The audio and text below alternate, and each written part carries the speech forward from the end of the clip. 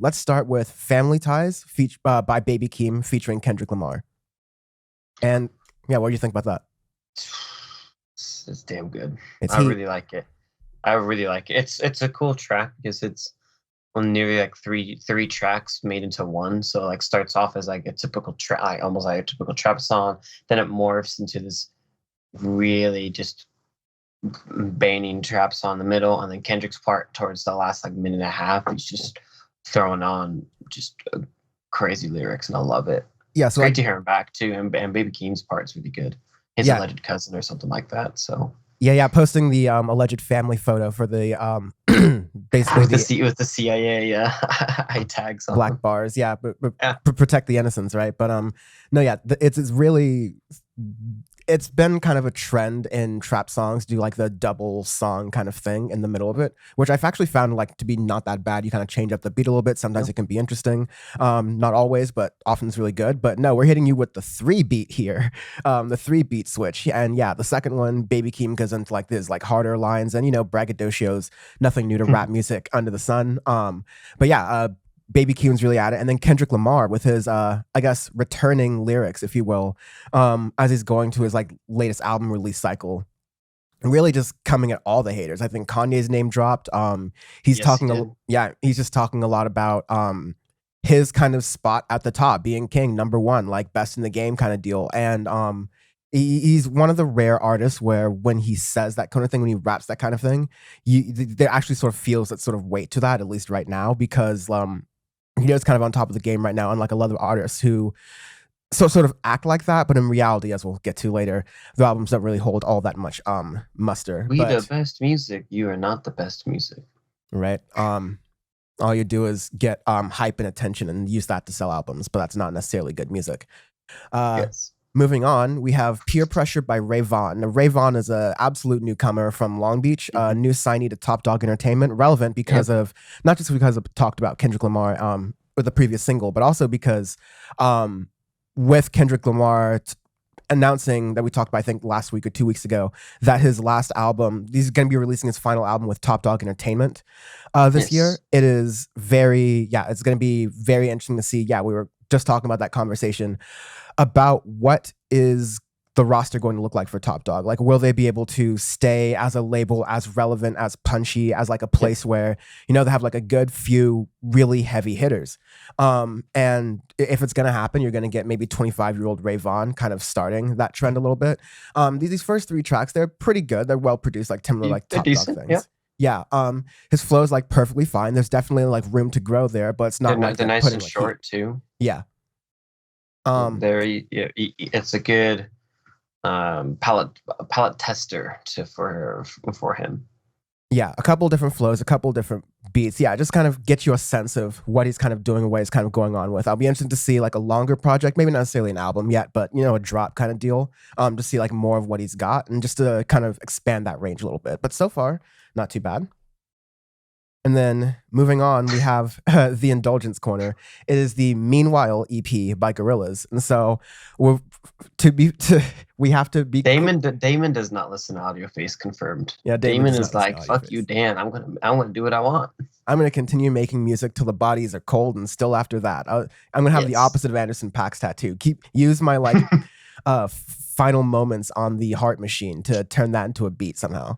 Put like 6 artists on it. But yeah, the Meanwhile EP, it's meant to be kind of like inspired by both West London and Carnival in general.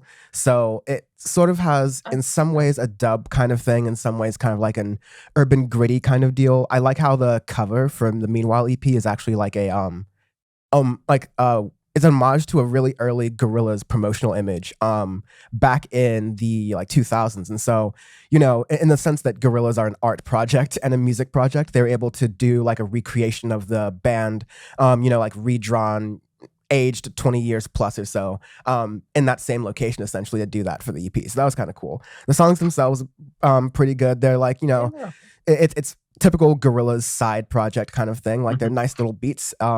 I particularly liked Jimmy Jimmy. I think it kind of had a cool thing. But Meanwhile, like the title track also kind of leads, I think, is the stronger song of all 3 of them. But it's definitely doesn't feel like a directional sort of thing where I can figure out, okay, Gorillaz are going in X, Y, or Z direction. No, these are just some songs that they made in the middle kind of break, because Damon kind of jumped the gun saying that, oh yeah, Song Machine 2 next year, absolutely, we'll definitely get to do that. And Jamie's like, please stop. So I don't think we'll be getting, you'll definitely probably not getting Song Machine season 2 this year. If anything, maybe a single, just the way Damon works. But also, Damon Albarn's going to be releasing his own single work his own solo work this year. It'll be coming out in a couple months. So I tend to believe he'll be preoccupied with that a little bit. But this is perfectly, yeah, right. But this is perfectly fine to hold us off. Even though Damon makes a lot of music, what'd you think about these quality wise? Oh, they're okay. Definitely like a side project sound and whatnot, and kind of keeping up with the sound that he likes to make with a lot of side projects. He tends to like to do, or at least I've noticed, he likes to do a lot of Afro beats, a lot of different influence stuff when he does side projects, things, or little one-offs. I've noticed that a lot the past couple of years. So he's keeping a trend with that, and yeah, it's not bad. I didn't mind it.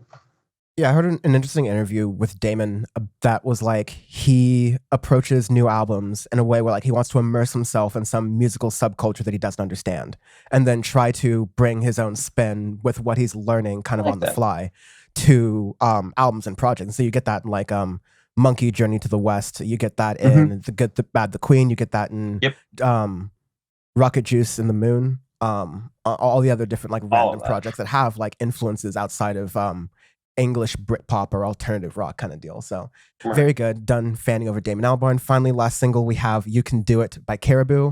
I love this track so much. It's pretty good. It's one of those Caribou take a vocal part and kind of like loop it throughout the song deals. It's literally, it's the best part is it's a on the Spotify, like the little video thing, it's a dog jumping up on a loop, getting a frisbee. And I feel like him saying "you can do it" on repeat is a dog just like chasing its tail over and over and over and over again while in a rave. And that's what the track is.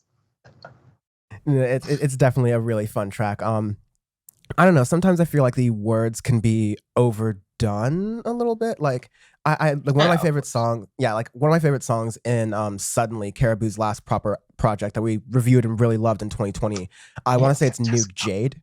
But yeah, it does this like the dollar day in the past, got the dollar day in the past kind of deal over and over again. I really do love that song, but that effect can also be kind of overwhelming for people. So yeah, it can morph the words into trick your brain into making it sound like something that it isn't. Yeah, I'm not even sure the lyrics are the old Punch Mexican Monkey. Yeah, I'm not even sure. I'm not even sure like "dollar day in the past" is wherever I just said is like the lyric, but it just sounds like that over and over again. Exactly. Anyways, those were our jam-packed singles and EPs that we did. Thank you very much for going through that. Before we go to the rest of the podcast with Kanye West things, all those other wonderful things. You had a really interesting news week as well. Some really substantive, juicy stories I can't wait to get into. Just make sure you're checking out our 2021 AF playlist where we are adding new songs pretty much every week where, great songs from the year 2021. You want to know what's there?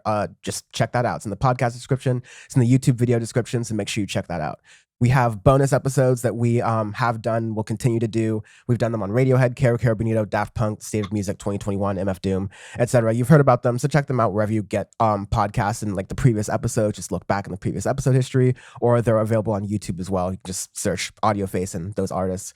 You can help grow Audioface really easy for free by following Audioface Pod on Twitter and Instagram. That's at Audioface Pod on Twitter and Instagram, or go to youtube.com/audiofacepod on YouTube, of course, and subscribe to us there.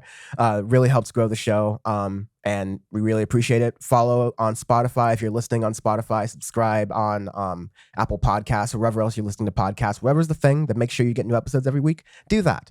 Power Report, it's a break week, but last week we did an episode, really comprehensive episode as they all are, on Afghanistan. Talked to Arash Azizada, an Afghan activist, on the situation going on there, and then we split up the episode and then had Bam on to talk about how the media in America did a really poor job of explaining the whole Afghanistan situation to the American public, brutally misinforming them just as they had for the past 20 years.